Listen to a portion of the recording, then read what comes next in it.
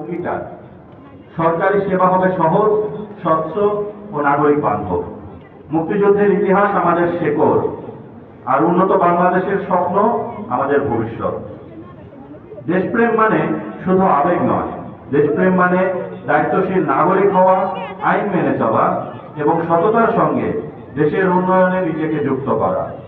সম্মানিত উপস্থিতি, আজ এই মহান বিজয় দিবসে আমাদের সম্মিলিত অঙ্গীকার হোক, মহান মুক্তিযুদ্ধের আত্মত্যাগ এবং সময়ের পরিক্রমায় দেশের জন্য দেয়া সকল আত্মদান যেন একটি উন্নত, ন্যায়ভিত্তিক ও মানবিক বাংলাদেশের পথ নির্মাণ করে।